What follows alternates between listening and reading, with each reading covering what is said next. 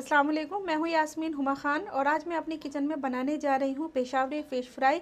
वैसे तो फ़िश सभी को पसंद होती हैं, चाहे आप उसका सालन बनाकर खाएं या फिर फ्राई करके खाएं या फिर उसके कबाब खाएं, सबको फ़िश बहुत ज़्यादा पसंद होती है। मेरी भी बहुत ज़्यादा फेवरेट है। तो आज हम बनाएंगे पेशावरी फ़िश फ्राई। इसके लिए मैंने बोनलेस फ़िश ली है, ये आप देख सकते हैं। इसकी मैंने स्किन भी निकलवा दी है, ये देखिए। और ये सुरमई फ़िश है, ये मैं आपको बता दूँ, ये सुरमई फ़िश है। इसको हमने 750 ग्राम लेके रखा हुआ है और इसकी स्किन भी निकलवा दी है। मैंने इसके अंदर जो कांटे होते हैं वो भी बिल्कुल हटा दिए हैं, क्योंकि मेरे बच्चे खाने में थोड़ी कराहियत फील करते हैं, इसलिए मैंने ये दोनों काम किए हैं। आप कांटे वाले भी ले सकते हैं। तो ये 750 ग्राम है, इसको मैंने अच्छे से वॉश कर लिया है। अब ये पकने के लिए बिल्कुल तैयार हो चुकी है। वहीं हमने तकरीबन 10 से 12 लाल मिर्चें ले ली है सूखी वाली, 1 टीस्पून ज़ीरा ले लिया है फुल भर कर, 1 टीस्पून हमने यहाँ अजवाइन ले ली है, 1 टीस्पून काली मिर्चें ले ली है और 2 सिनेमन के छोटे छोटे पीस ले लिए हैं मैंने।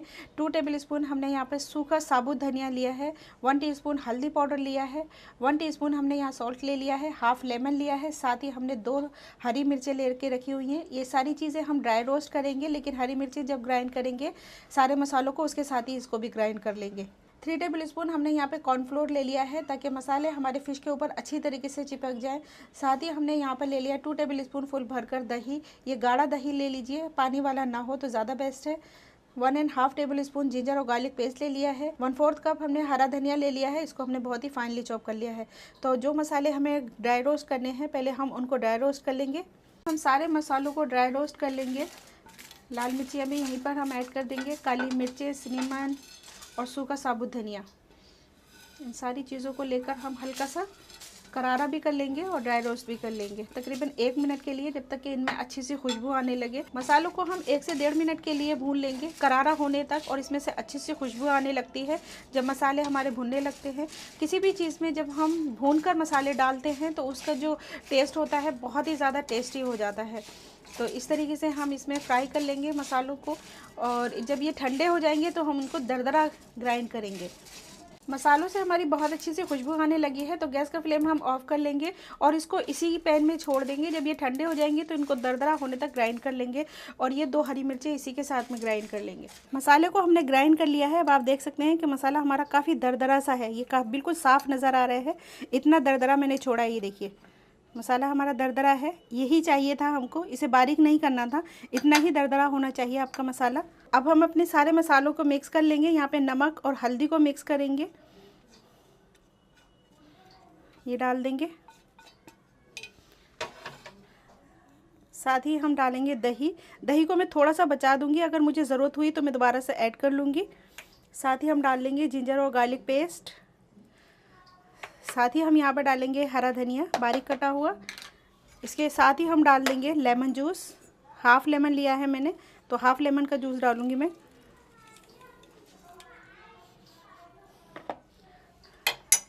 साथ ही हम यहाँ डाल लेंगे कॉर्नफ्लोर, ये 3 टेबल स्पून फुल भर कर लिया है मैंने। अब इसके अंदर हम ऐड कर लेंगे मसाले जो हमने ड्राई रोस्ट किए हैं, वो सारे डाल लेंगे। अब इनको हल्के हाथ से मिक्स कर लेंगे मछली पे अच्छी तरीके से। मछली पे हमारे अच्छी तरीके से रब हो जाना चाहिए, ये हाथ से होगा।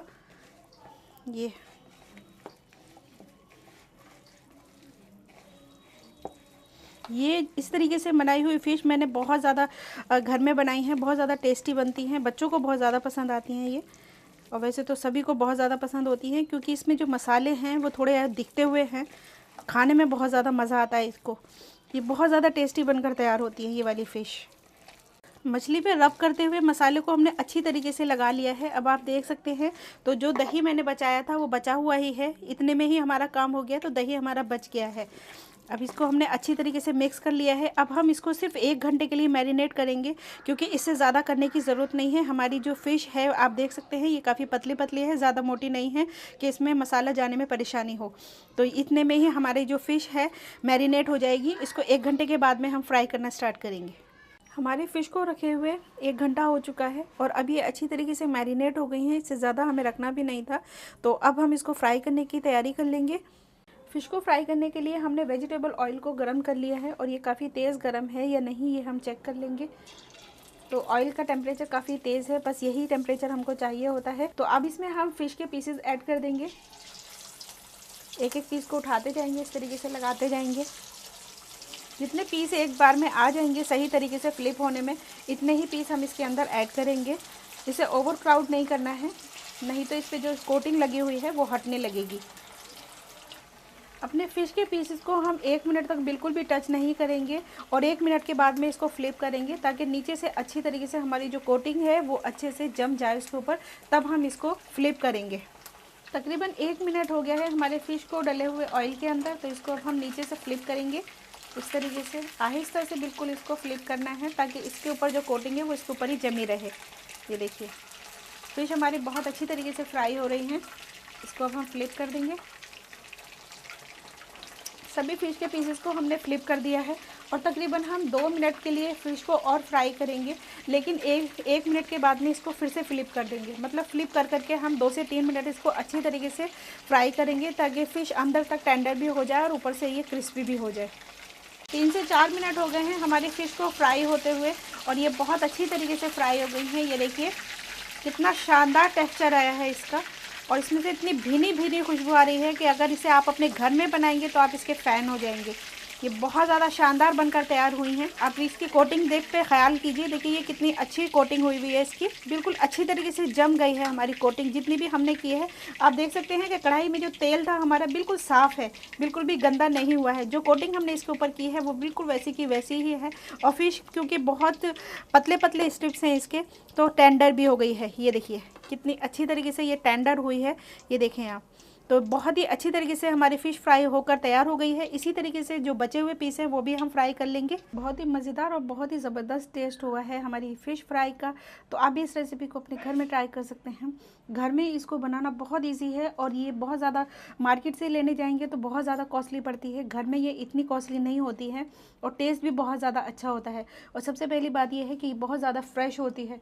तो आप भी इस रेसिपी को अपने घर में ज़रूर ट्राई करें और इसको आप सर्व करें चपाती रोटी के साथ में, बहुत ज़्यादा टेस्टी लगेगी आपको। इसका टेस्ट इतना अमेजिंग लगेगा कि आप इसे बार बार बनाना पसंद करेंगे। तो अगर आपको रेसिपी पसंद आई है तो लाइक और शेयर करें, मेरे चैनल को सब्सक्राइब करना मत भूलिएगा। मैं फिर हाजिर होती हूँ एक नई रेसिपी के साथ में। तब तक अपना और अपनी फैमिली का ख्याल रखिएगा। अल्लाह हाफिज़।